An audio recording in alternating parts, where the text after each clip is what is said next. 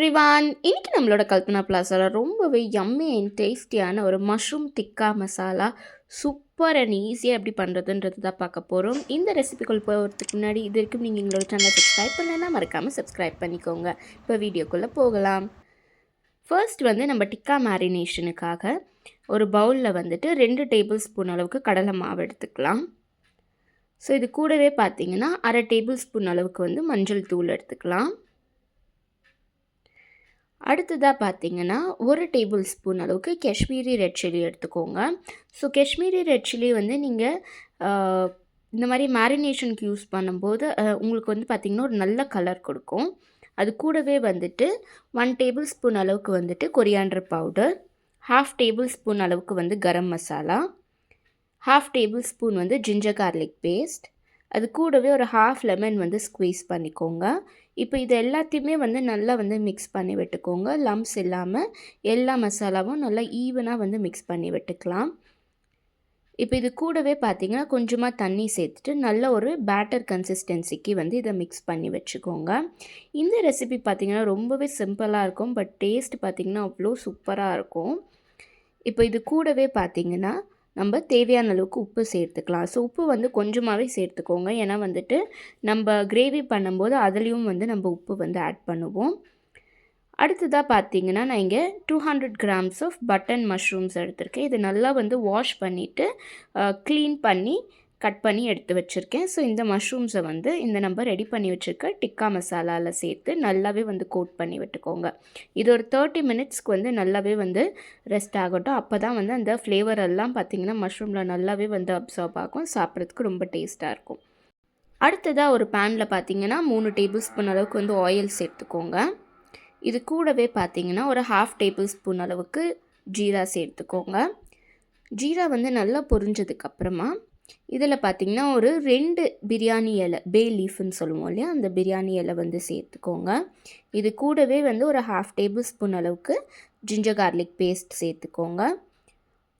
ஒரு 2 பச்சை மிளகா கட் பண்ணி வச்சுருக்கேன், அதையும் சேர்த்துக்கோங்க.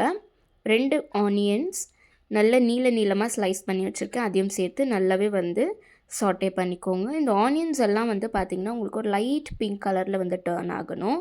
இந்த மாதிரி வந்ததுக்கப்புறமா இது கூடவே நம்ம கட் பண்ணி வச்சுருக்க டொமேட்டோஸ், 2 டொமேட்டோஸ் நான் இங்கே சேர்த்துக்கிறேன். சின்ன டொமேட்டோவாக இருந்ததுன்னா நீங்கள் 3 கூட சேர்த்துக்கலாம். சேர்த்துட்டு நல்லாவே வதக்கி விட்டுக்கோங்க. நம்மளோட தக்காளி வெங்காயம் நல்லாவே வதங்கணும். எந்த அளவுக்கு வதங்குதோ அந்த அளவுக்கு நம்மளோட கிரேவியும் பார்த்திங்கன்னா ரொம்பவே டேஸ்ட்டாக இருக்கும். இப்போது இதுக்கு தேவையான அளவுக்கு உப்பு சேர்த்துக்கோங்க. உப்பு சேர்த்து நம்ம வதக்கும்போது பார்த்திங்கன்னா ஆனியன் அண்ட் டொமேட்டோ உங்களுக்கு ரொம்பவே சீக்கிரமாக வதங்கிடும். அதனால் கொஞ்சமாக உப்பு சேர்த்து வதக்கிக்கலாம். இப்போ பாருங்கள் நல்லாவே வதங்கியிருக்கு. இப்போ இதில் பார்த்திங்கன்னா நான் ஒரு 1/2 டேபிள் ஸ்பூன் அளவுக்கு டர்மரிக் பவுடர் சேர்த்துக்கிறேன்.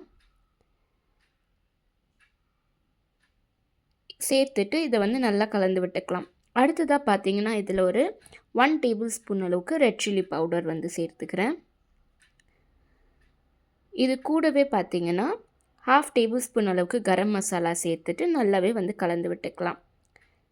நம்மளோட மசாலா அண்ட் அந்த ஆனியன் டொமேட்டோ எல்லாம் நல்லாவே மிக்ஸ் ஆகி குக் ஆகணும். இப்போ ஸ்டவ் ஆஃப் பண்ணிவிட்டு நல்லா இதை ஆற விட்டுடலாம். அடுத்ததாக பார்த்திங்கன்னா அதே பேனில் ஒரு 2 டேபிள் ஸ்பூன் அளவுக்கு ஆயில் சேர்த்துக்கலாம். ஆயில் நல்லா ஈவனாக ஸ்ப்ரெட் பண்ணி விட்டுக்கோங்க. நல்லா ஈவனாக ஸ்ப்ரெட் பண்ணதுக்கப்புறமா நம்ம மேரினேட் பண்ணி வச்சுருக்க மஷ்ரூம்ஸ் இருக்கு இல்லையா, ஸோ அந்த மஷ்ரூம்ஸை இந்த ஆயிலில் சேர்த்து நல்லாவே ஃப்ரை பண்ணி விட்டுக்கோங்க. அப்போ தான் அந்த டிக்காவோட மசாலா இருக்கு இல்லையா, அது நல்லாவே மஷ்ரூமில் கோட் ஆகும். நம்ம டைரெக்டாக இந்த மேரினேட்டட் மஷ்ரூம் நீங்கள் மசாலாவில் போடும்போது உங்களுக்கு அந்த மசாலாலாம் மஷ்ரூமில் தனியாக பிரிஞ்சு வந்துடும். அண்ட் அது கூடவே பார்த்திங்கன்னா உங்களுக்கு இருக்காது. நம்ம இந்த மாதிரி ஃப்ரை பண்ணி போடும்போது அந்த மஷ்ரூம்குள்ளேயே அந்த மசாலாலாம் நல்லா மேரினேட் ஆகி நம்மளுக்கு சாப்பிட்றதுக்கும் ரொம்ப டேஸ்ட்டாக இருக்கும். இப்போ பாருங்கள் மஷ்ரூம்ஸ் எல்லாம் நல்லா குக் ஆகிடுச்சு. இதை ஒரு பவுலுக்கு ட்ரான்ஸ்ஃபர் பண்ணிக்கலாம். இப்போ நம்ம ரெடி பண்ணி வச்சுருந்த அந்த ஆனியன் டொமேட்டோ மசாலா இருந்தது இல்லையா, அந்த மசாலாவை நல்லா ஆறினதுக்கப்புறமா மிக்ஸி ஜாரில் சேர்த்துட்டு இது கூடவே ஒரு 4 முந்திரி பருப்பு சேர்த்துட்டு நல்லா அரைச்சி எடுத்துக்கோங்க. ரொம்ப அரைக்க வேண்டாம், கொஞ்சம் கோர்ஸாக அரைச்சி எடுத்துக்கோங்க. இப்போ அதே பேனில் 2 டேபிள் ஸ்பூன் அளவுக்கு ஆயில் சேர்த்துக்கலாம். ஆயில் நல்லா ஹீட் ஆகட்டும். ஸோ இது பார்க்கறதுக்கு தான் பார்த்தீங்கன்னா, உங்களுக்கு காம்ப்ளிகேட்டட் ப்ராசஸாக இருக்கும். பட் ரொம்பவே ஈஸியான ஒரு ப்ராசஸ் தான். சாப்பிட்றதுக்கும் அவ்வளோ டேஸ்ட்டாக இருக்கும். இப்போ அந்த மசாலால போட்ட பே லீஃப் இருக்கு இல்லையா, அதை வந்து நான் தனியாக எடுத்து வச்சுருக்கேன். ஸோ அதே பே லீஃபை வந்து சேர்த்துக்கலாம். இப்போ இது கூடவே வந்துட்டு நம்ம அரைச்சி வச்சுருக்க மசாலா இருக்கு இல்லையா, அந்த மசாலாவையும் வந்து சேர்த்துக்கலாம். சேர்த்துட்டு அதே மிக்ஸி ஜாரில் கொஞ்சமாக தண்ணி சேர்த்து ஊற்றிக்கோங்க. இது வந்து நல்லாவே வந்து கலந்து விட்டுக்கோங்க. ஸோ இதில் பார்த்திங்கன்னா வந்து நம்மளுக்கு ஆயில் நல்லாவே வந்து செப்பரேட் ஆகி வரணும். அதனால லிட் போட்டு குக் பண்ணிக்கலாம். ஒரு 5 மினிட்ஸ் கழித்து பார்த்திங்கன்னா உங்களுக்கு நல்லாவே வந்து ஆயில் செப்பரேட் ஆகி வரும். இந்த மாதிரி வரும்போது நல்லாவே வந்து கலரி விட்டுக்கோங்க. பாருங்கள், இந்த மாதிரி நல்லாவே வந்து பேனில் ஒட்டாமல் நல்லா அப்படியே பிரிஞ்சு வருது பாருங்கள். இந்த மாதிரி வரும்போது கொஞ்சமாக வந்து தண்ணி சேர்த்துட்டு நல்லா கலந்து விட்டுக்கோங்க. உங்களுக்கு எந்த அளவுக்கு வந்து திக்கான கன்சிஸ்டன்சியில் வந்து கிரேவி வேணும்னு நினைக்கிறீங்களோ அந்த அளவுக்கு வந்து தண்ணி சேர்த்து நல்லாவே வந்து கலந்து விட்டுக்கோங்க. அவ்வளோதாங்க, நம்மளோட mushroom tikka masala recipe almost ready ஆகிடுச்சு. இதை சாப்பிட்றதுக்கு ரொம்ப டேஸ்ட்டாக இருக்கும். குயிக் அண்ட் ஈஸியாக உங்கள் வீட்டில் வந்து நீங்கள் பண்ணிடலாம். குழந்தைங்களுக்கும் ரொம்பவே பிடிக்கும். அவங்களும் விரும்பி சாப்பிடுவாங்க. அண்ட் வெங்காய தக்காளி எல்லாம் சாப்பிடாத குழந்தைங்களுக்கு இந்த மாதிரி செஞ்சு கொடுத்து பாருங்கள். எதுவுமே தனியாக ஒதுக்கி வைக்க மாட்டாங்க. எல்லாமே வந்து சேர்த்து சாப்பிட்ருவாங்க.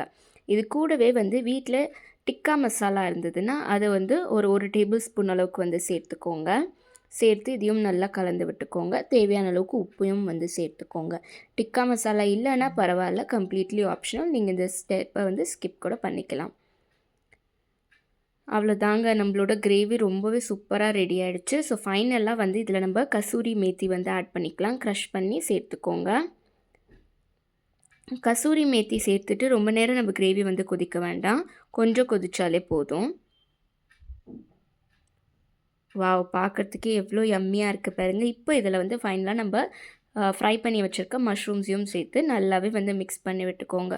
சூப்பரான மஷ்ரூம் டிக்கா மசாலா வந்து ரெடி ஆகிடுச்சு. சாப்பிட்றதுக்கு ரொம்ப டேஸ்ட்டாக இருக்கும். இதை வந்து நீங்கள் பூரி, சப்பாத்தி, ரைஸ், தோசை எது கூட வேணாலும் வச்சு சாப்பிடலாம். அவ்வளோ டேஸ்ட்டாக இருக்கும். ஃபைனலாக கட் பண்ணி வச்சுருக்க கொரியாண்டர், கொஞ்சமாக பட்டர் ஆட் பண்ணிங்கன்னா அவ்வளோதாங்க. சூப்பரான வந்து கிரேவி வந்து ரெடி ஆகிடுச்சு. இது மட்டும் இல்லைங்க, இதுக்கு முன்னாடி நம்மளோட சேனலில் நம்ம நிறைய ரெசிபிஸ் அப்லோட் பண்ணியிருக்கோம், வ்ளாக்ஸும் அப்லோட் பண்ணியிருக்கோம். இது வரைக்கும் பார்க்காதவங்க கண்டிப்பாக பார்த்துருங்க. இந்த வீடியோ உங்களுக்கு பிடிச்சிருந்ததுன்னா கண்டிப்பாக கல்பனா பிளாஸாக்கு லைக் பண்ணுங்கள், ஷேர் பண்ணுங்கள், சப்ஸ்கிரைப் பண்ணுங்கள், மறக்காமல் கமெண்ட் பண்ணுங்கள். Stay tune with the channel for upcoming video. See you, tata, bye bye.